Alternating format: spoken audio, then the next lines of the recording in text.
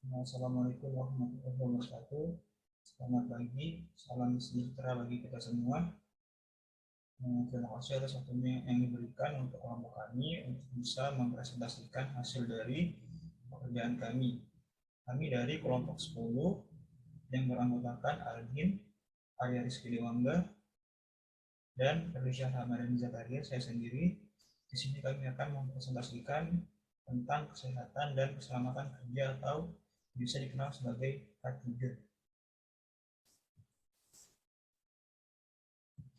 Jadi yang pertama, selalu ada risiko kegagalan atau risk of failures pada setiap proses atau aktivitas pekerjaan, baik itu disebabkan perencanaan yang kurang sempurna, pelaksanaan yang kurang cermat, maupun akibat yang tidak disengaja seperti keadaan cuaca, bencana alam, dan lain-lain. Salah satu risiko pekerjaan yang terjadi adalah adanya kecelakaan kerja. Saat kecelakaan kerja terjadi, seberapapun kecilnya akan mengakibatkan efek kerugian. Oleh karena itu, sebisa mungkin dan sedini mungkin kecelakaan atau potensi kecelakaan kerja harus dicegah atau dihilangkan, atau setidak-tidaknya dikurangi dampaknya.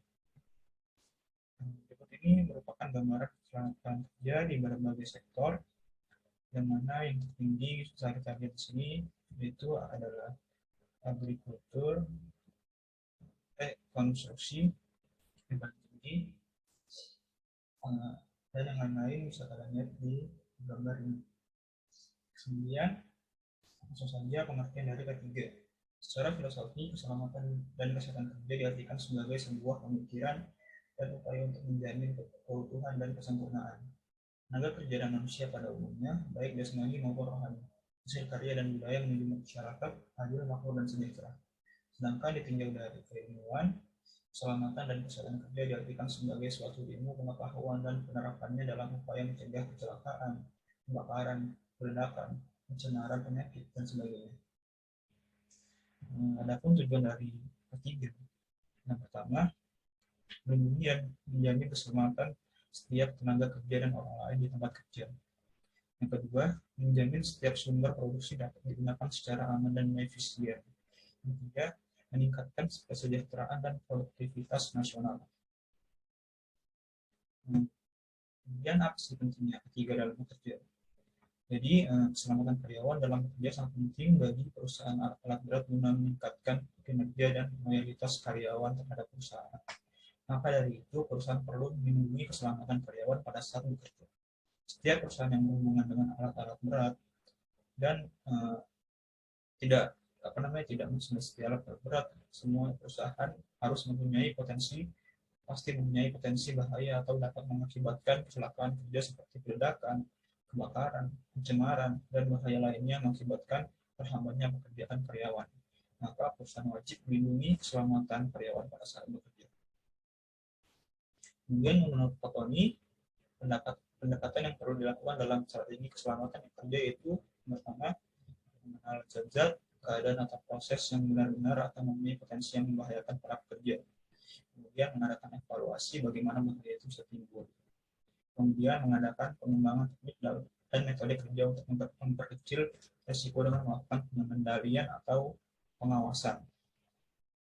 Kemudian di sini ada peraturan tentang K3. Jadi keselamatan dan kesehatan kerja merupakan hal yang penting dan harus mendapatkan perhatian serius. Perhatian dunia internasional terhadap K3 semakin tinggi sejak lahirnya Occupational and Safety Management Systems atau sering disebut sebagai dengan OSAS dan badan-badan sertifikasi dunia yang berbasis standar manajemen K3. Indonesia juga memiliki perhatian serius terhadap keselamatan dan kesehatan kerja. Hal ini dibuktikan dengan diterbitkannya beberapa aturan yang terkait dengan K3. Yang pertama yaitu undang-undang yang terkait K3 adalah Undang-Undang Nomor 1 Tahun 1970 tentang Keselamatan Kerja. Kemudian Undang-Undang RI Nomor 13 Tahun 2003 tentang Ketenagakerjaan. Dan lainnya bisa kalian lihat di sini. Kemudian yang kedua, peraturan pemerintah yang terkait K3, yaitu salah satunya adalah peraturan pemerintah nomor 7 tahun 1973 tentang pengawasan atas peredaran, penyimpanan, dan peredaran pestisida. Jadi semuanya sudah ada aturannya masing-masing. Dan masih banyak lagi selain ini.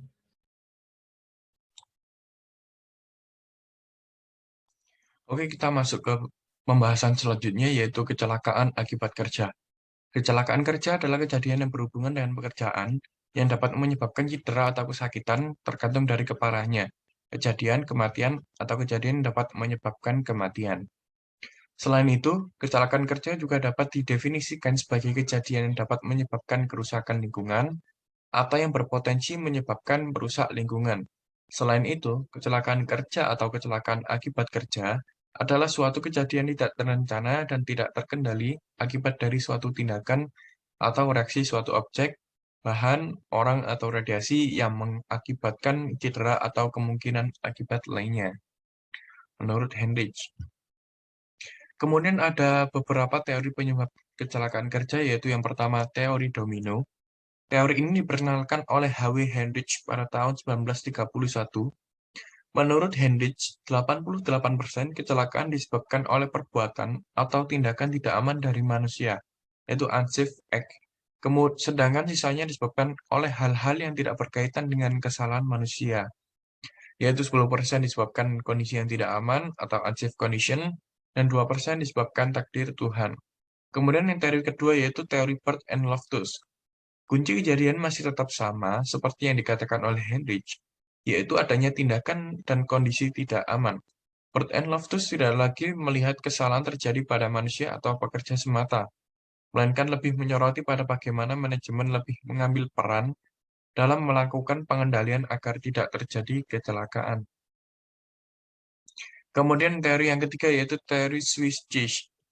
Kecelakaan terjadi ketika terjadi kegagalan interaksi pada setiap komponen yang terlibat dalam suatu sistem produksi.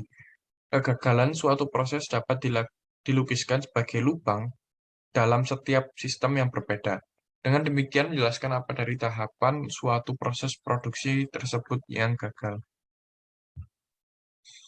Kemudian ada faktor penyebab kecelakaan kerja. Faktor yang menyebabkan terjadinya kecelakaan pada umumnya dapat diakibatkan oleh 4 faktor penyebab utama berdasarkan menurut Husni pada tahun 2003, yaitu yang pertama, faktor manusia yang dipengaruhi oleh pengetahuan, keterampilan, dan sikap. Kemudian faktor material yang memiliki sifat dapat memunculkan kesehatan atau keselamatan pekerja. Kemudian ada faktor sumber bahaya, yaitu perbuatan berbahaya. Hal ini terjadi misalnya karena metode kerja yang salah, keletihan atau kecapean, sikap kerja yang tidak sesuai, dan sebagainya. Kondisi atau keadaan yang bahaya, yaitu keadaan yang tidak aman dari keberadaan mesin atau peralatan, lingkungan, proses, maupun sifat pekerjaan. Kemudian faktor yang dihadapi, misalnya kurang pemeliharaan atau perawatan mesin atau peralatan sehingga tidak bisa bekerja dengan sempurna. Adapun akibat dari kecelakaan kerja menurut Husni pada tahun 2010 dikelompokkan menjadi dua, yaitu yang pertama, kerugian yang bersifat ekonomis, antara lain kerusakan atau kehancuran mesin, peralatan, bahan, dan bangunan, kemudian biaya pengobatan dan perawatan korban, dan kemudian tunjangan kecelakaan, dan yang akhir yaitu hilangnya waktu kerja. Kemudian yang kedua yaitu kerugian yang bersifat non-ekonomis. Pada umumnya berupa penderitaan manusia, yaitu tenaga kerja yang bersangkutan, baik itu merupakan kematian, luka atau cedera berat maupun luka ringan. Kemudian adalah pencegahan kecelakaan kerja. Yang pertama yaitu mengidentifikasi bahaya.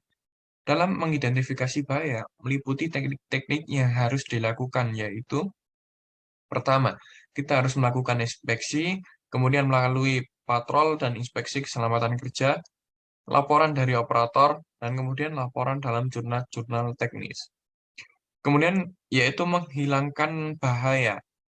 Dengan cara pertama dengan sarana-sarana teknis, yang kedua mengubah material, dan mengubah proses. Adapun pencegahan kecelakaan kerja berikutnya yaitu mengurangi bahaya hingga seminimum mungkin jika penghilangan bahaya tidak dapat dilakukan dengan cara dengan saran teknis dan memodifikasi perlengkapan, pemberian perlindungan atau pemberian alat pelindung diri, personal protective equipment. Kemudian melakukan penelitian resiko residual, dan kemudian adalah mengendalikan resiko residual. Kita masuk ke pembahasan berikutnya, yaitu penyakit akibat kerja. Penyakit akibat kerja adalah, atau bisa disingkat PAK, yaitu gangguan kesehatan baik jasmani maupun rohani yang ditimbulkan ataupun diperparah karena aktivitas kerja atau kondisi yang berhubungan dengan pekerjaan, menurut Happy Ilma Azim pada tahun 2013.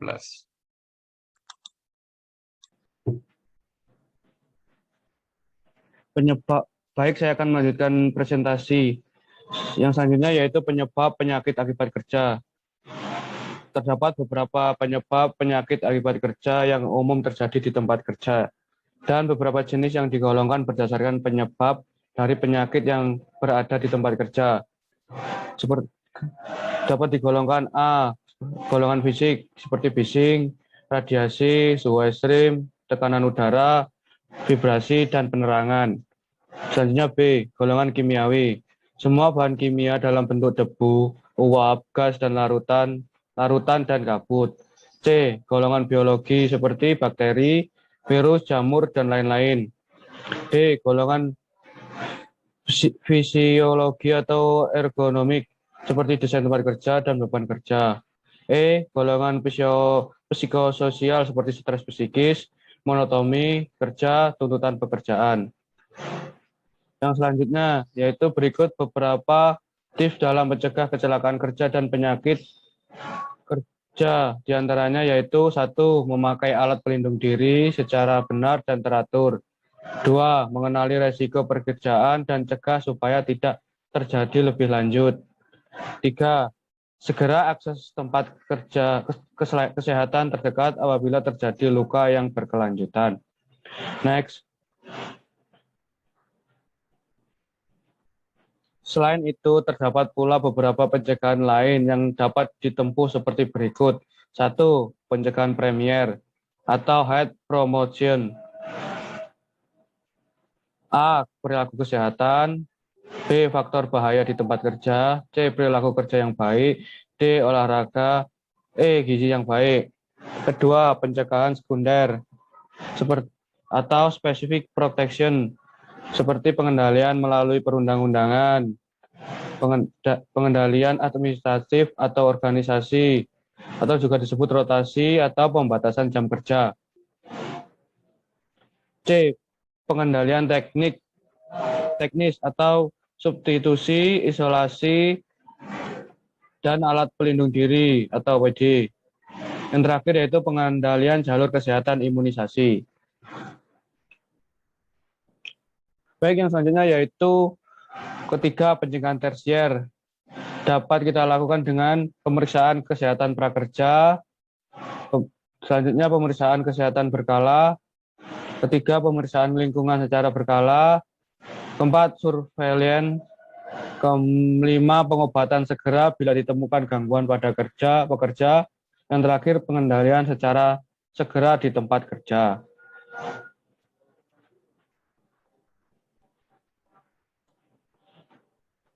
Yang terakhir yaitu kesimpulan.